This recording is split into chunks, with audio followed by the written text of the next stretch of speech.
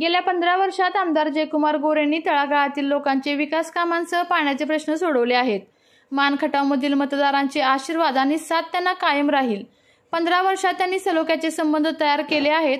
याच कारणामुळे ते विरोधकांना धूळ चारत ते चौथ्यांदा आमदार होतील असा विश्वास वडूजच्या नगरसेविका सौ स्वप्नाली गणेश गोडसे यांनी व्यक्त केला आहे. आपण आहोत आता वडूज शहरात.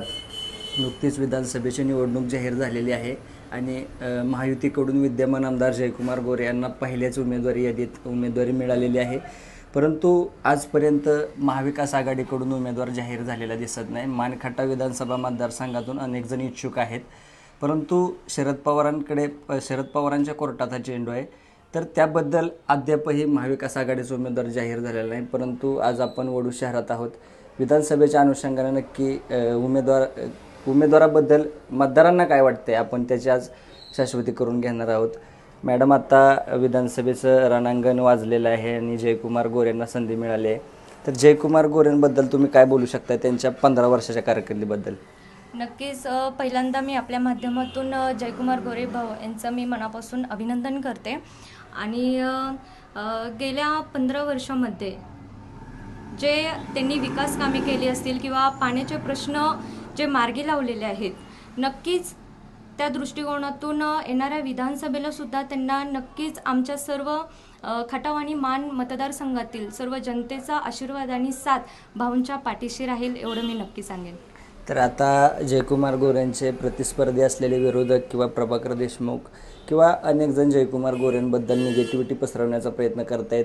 एकंदरीत आपण पाहिलं असेल की प्रभाकर देशमुखच महाविकास आघाडीकडून फायनल झालेले आहेत असं त्यांच्या कार्यकर्त्यांनी सोशल मीडियाला त्याचे स्टेटस व्हायरल केले होते.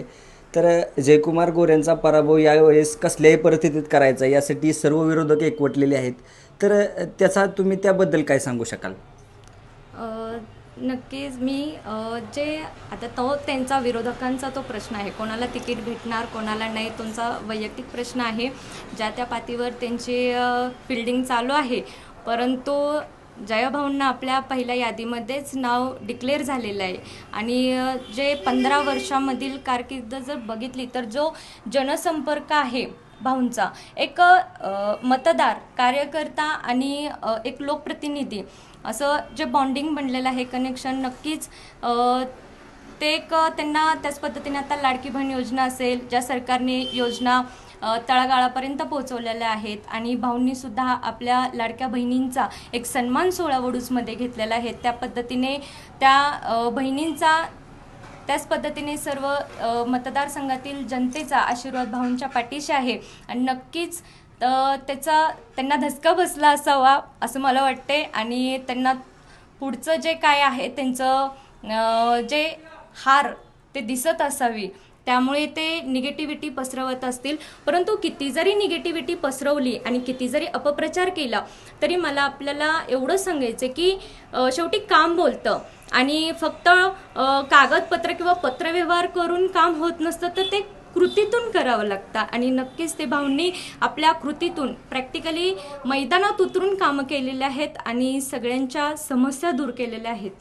आता तुम्ही एक महिला म्हणून तुम्हाला एक प्रश्न विचारतो की लाडकी बहीण योजनेचा जो महायुती सरकारनं जी योजना आणली आहे त्यातही विरोधक म्हणतायत की योजना फक्त निवडणुकीच पुरती आहे किंवा जयकुमार गोरेंनी वडूज असेल, मसवड असेल किंवा दहिवडी असेल, लाडक्या बहिणींचा सन्मान सोहळा आयोजित करण्यात आला होता. पण जयकुमार गोरे नक्की रेड झोनमध्ये आहेत असं त्यांना वाटतंय. म्हणूनच विरोधक म्हणतायत की जयकुमार गोरेंनी निवडणुकीच्या अनुषंगानेच हा कार्यक्रम घेतला आहे किंवा महायुती सरकारही त्याच पद्धतीनं ते सोहळे निर्माण करत आहे किंवा निवडणुकीपूर्वीच तुम्हाला कशी काय लाडकी बहीण योजना आठवली, तर त्याबद्दल तुम्ही विरोधकांना काय सांगू शकाल?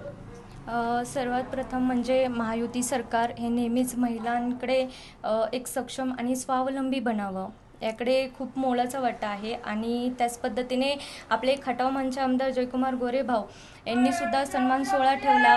विरोधकांची भूमिका निभावत असतात. शेवटी कसं असतं, महिलेचं दुःख समजणारं पण कोणीतरी असावं आणि नक्कीच ते महायुती सरकार आहे. आणि ज्यावेळी सन्मान सोहळा ठेवला होता, दहिवडी असेल, मसवड असेल, इवन वडूजमध्ये सुद्धा ठेवलं होतं, तर त्या वेळेस खूप महिलांच्या डोळ्यात आनंद अश्रू दिसले आणि नक्कीच त्यांच्या तोंडून हे निघालं की बाबा महायुती सरकार असेल किंवा आपले जयाभाव असतील हे नक्कीच एक लोकप्रतिनिधी म्हणून नाही तर एक घरातील सदस्य, हे आमच्या घरातील सदस्य आहेत अशी कनेक्शन बनलेलं आहे आणि नक्कीच सर्व एक गोरगरीब महिलांना त्याचा फायदा होतोय आणि सगळ्या योजनांचा म्हणजे मुलगी जन्मल्यापासून ते वयोवृद्धांपर्यंत योजना महिलांसाठी आलेल्या आहेत, त्यामुळे त्या तळागाळापर्यंत पोहोचलेल्या आहेत. त्याच्या आधी योजना होत्या नव्हत्या काही माहीत नव्हता आणि त्याची प्रोसेस काय असते किंवा योजना आहे का नाही हा प्रश्न महत्त्वाचा पडत होता, परंतु आत्ताच्या या महायुती सरकारने पूर्ण तळागाळापर्यंत योजना पोहोचवलेल्या आहेत. आपल्या तालुक्यातील जिल्ह्यातील बातम्या सर्वप्रथम पाहण्यासाठी आजच सातारा न्यूजला YouTube चॅनलवर सबस्क्राईब करा, लाईक करा, शेअर करा आणि बेल आयकॉन प्रेस करायला विसरू नका.